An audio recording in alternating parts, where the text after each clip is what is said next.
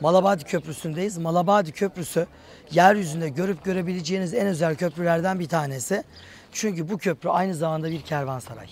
Aynı zamanda bir konaklama merkezi.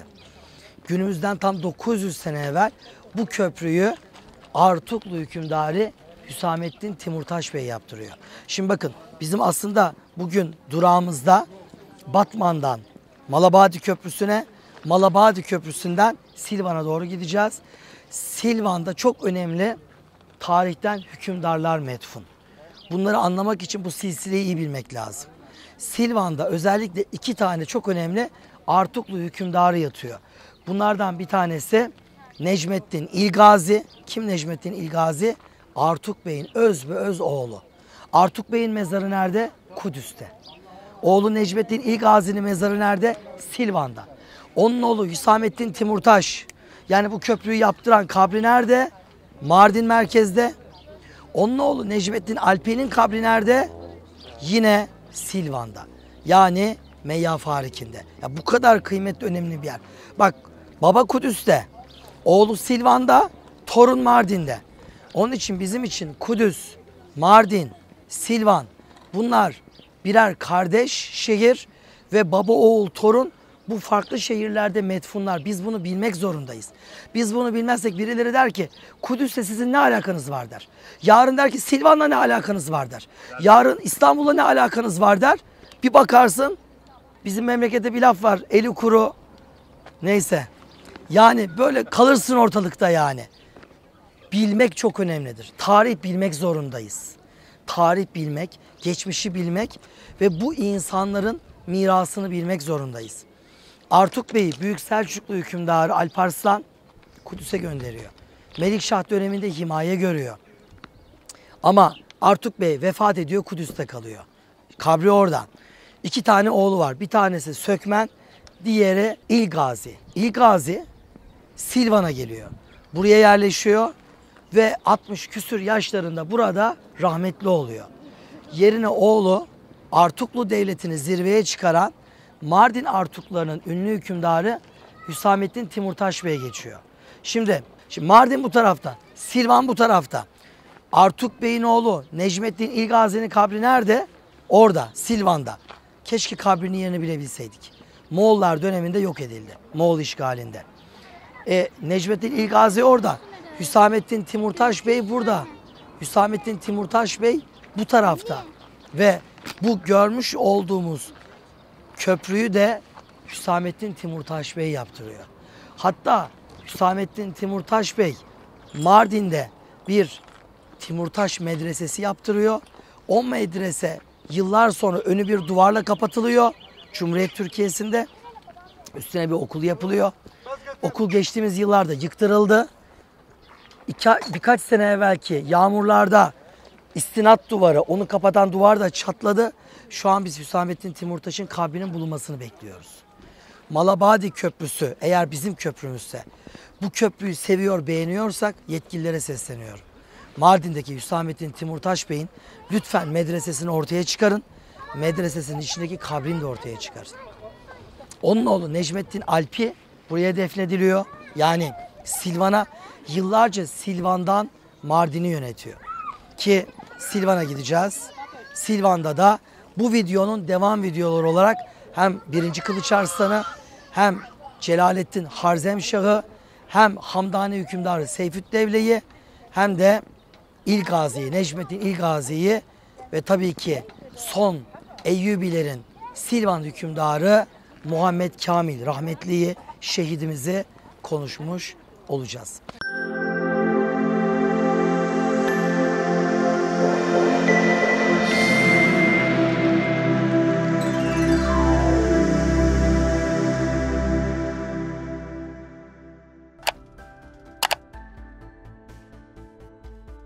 Bu arada köprüden biraz bahsedelim.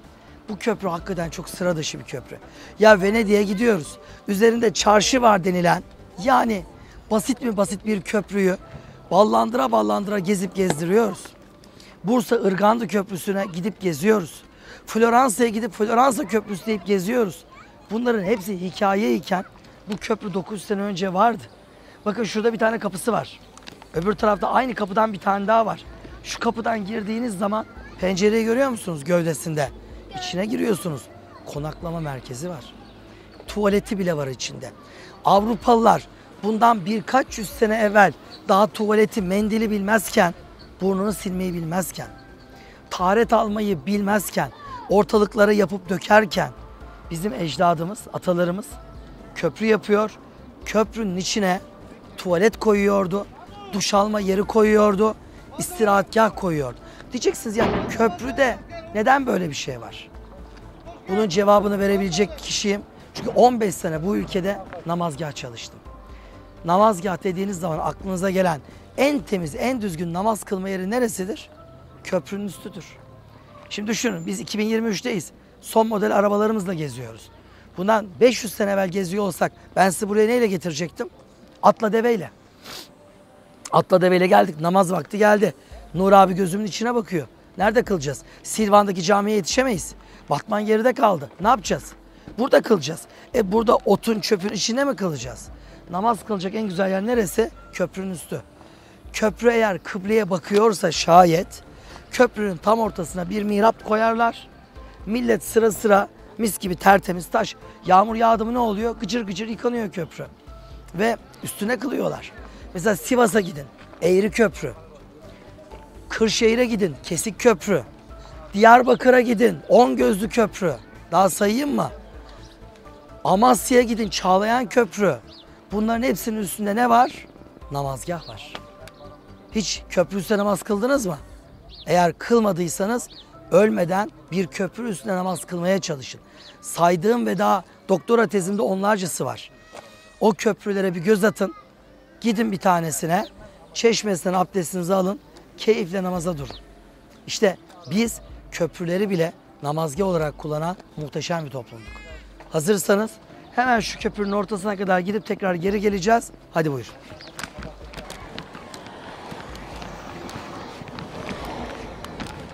Şimdi bakın. Şu an burada eski köprü bu. Tarihi köprü ve İpek yolu bunun üzerinden geçiyor. Yeni köprü ise bunun hemen yanındaki köprü. Biz şimdi tabii ki bizim işimiz eskiyle. Ne yapacağız yenisini? Asfalt dökülmüş gıcır gıcır. Bizim işimiz eskisiyle. Bakın tarihi kesme taşlarla döşeli bu yoldan Malabadi Köprüsü'ne gidiyoruz. Barış Manço'nun Malabadi Köprüsü diye şarkısı var. Bilenleriniz vardır. Burada hüsranla sona eren bir aşkı anlatıyor sözleri. Malabadi Köprüsü şarkısı. En son maalesef aşıklar kavuşamıyorlar ve bu aşk Malabadi Köprüsü'nde sona ermiş oluyor. Bakın köprünün bir yerine kadar çıkıyoruz. Tonozlu ilginç bir kapı dikkatimizi çekiyor. Ben bir gidecek içeri bakacağım. Kapı kilitli galiba Baybars ama bir bak bakalım. Kilitli değilse girelim. Benim daha evvel buraya girmişliğim var.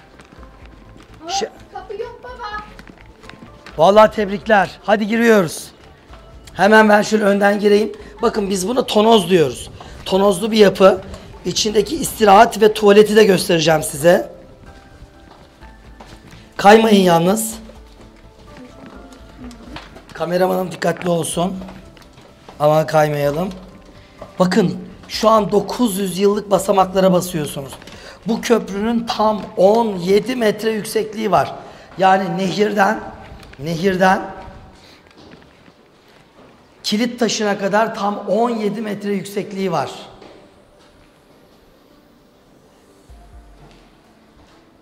Köprünün içinde, şimdi Osmanlı'da dizdarlık diye bir meslek vardı. Dizdarlar, yolları beklerler. Bugün nasıl trafik polisleri var, belli yerlerde duruyor.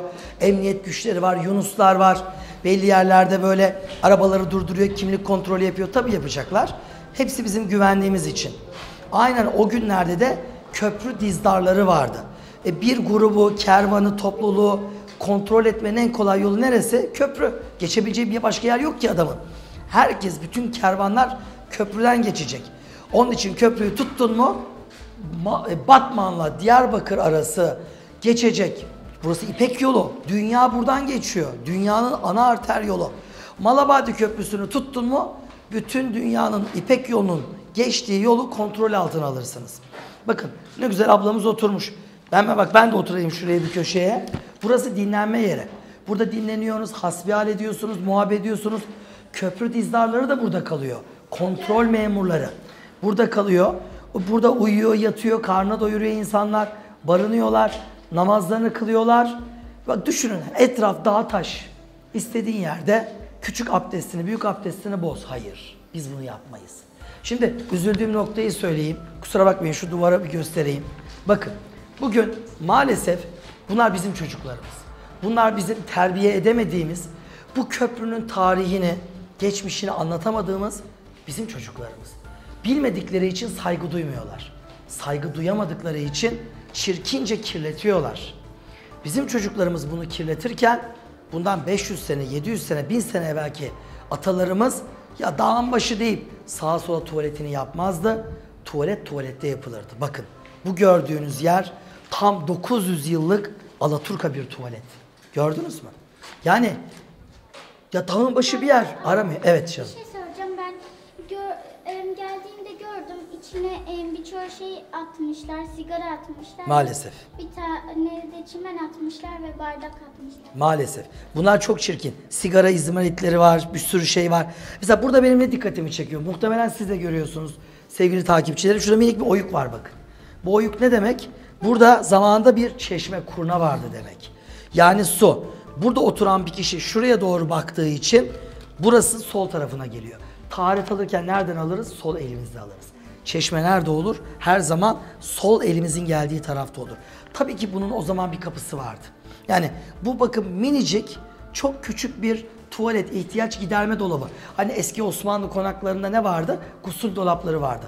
Haftada bir gün hamama gideriz, teferruatlı yıkanırız, terleriz, keseleniriz. Ama evde de bir gusül, su dökünecek bir minik dolaplar olur. Bu da onun gibi. Bu tuvalet aynı zamanda duş alma yeriydi. Yani ikisi bir. Mesela bir gün Sivas'a gidin Gök Medrese'ye. Gök Medrese'ye gittiğinizde tuvaletle banyonun müşterek kullanıldığı küçük Selçuklu'dan kalma 800 yıllık hücreler göreceksiniz. Yani müşterek. Çünkü mecbursun. Rahmetli Hakkı hocam vardı, sanat tarihi profesörüm. Bu namazgah tezini bana yaptıran hocam. Milas'a gittiniz mi hiç? Milas. Yukarı çıktınız mı? Milaslı var değil mi aranızda? Milaslıydınız. Hep unutuyorum ya. Yukarı Beçin'e çıktınız mı? Beçin'e çıktığınız zaman eski Milas'tır orası. Çelebi Mehmet döneminde yok edilmiş Menteşoğulların başkenti. Tepede bir çeşme vardır. Tam böyle eski şehrin girişinde yanında minicik kubbeli bir hamam vardır. O hamama sanat tarihinde bekar hamamı denir. Bekar demek sadece bekarlar giriyor, evler giremiyor değil. Bekar hamama. Yani bir kişilik hamam demek. Tek kişilik. Ya yolcusun, gusül abdest alman lazım, tozlandın, kirlendin, duş alman lazım. Hepimizin ihtiyacı. Tek kişilik çeşmenin yanına hemen giriyordu, tık kapısını kapatıyordu. Çeşmenin yanından boru geçiyor zaten oraya. Hamam da ileride. Dökünüyorsun, oh tertemiz, bütün gözenekler açıldı, hadi yola devam. Biz Müslümanız. Biz tertibiz. Orta Asya Türklüğünden bu yana temizliği seviyoruz. Ve bizim 900 sene evvel gusül dolaplarımız var. Tuvalet olarak kullandığımız mekanlar var. Tabi su buradan nereye akıyor? Aşağı nehre akıyor. Problem değil. Ve buraya böyle bir mahrem ihtiyaç dolabı yapılıyor. Hem de bir köprünün içine. Ey İtalya'ya gidiyorum, Venedik'e gittim, yok bilmem ne köprülerinde gezdim diyenler. Malabadi'ye girip 900 sene evvel şu muhteşem medeniyeti görmediyseniz Avrupa'nın yalancı lüksünü görüp de bize hava atmayın. Biz Venedik'i de gördük, Floransa'yı da gördük, başkalarını da gördük. Ama şu muhteşem medeniyeti biliyoruz, hepsinden daha üstün olduğumuzun farkındayız ve istiyoruz ki çocuklarımız da bunu bilsin. Kuru kuruya bir Avrupa hayranlığıyla birilerinin peşine düşmesin. Şimdi yukarı devam edelim. Hadi buyurun. Dikkatli.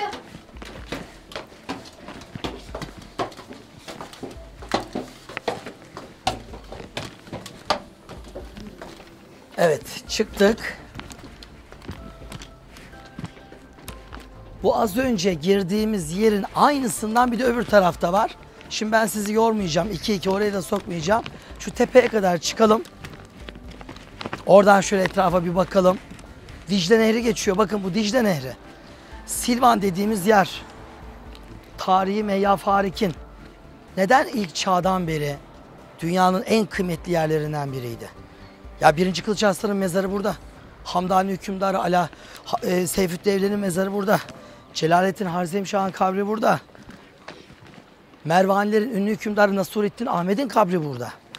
Artuklu hükümdarların kabri burada. Neden hepsi burada? Demek ki burada bir sır var.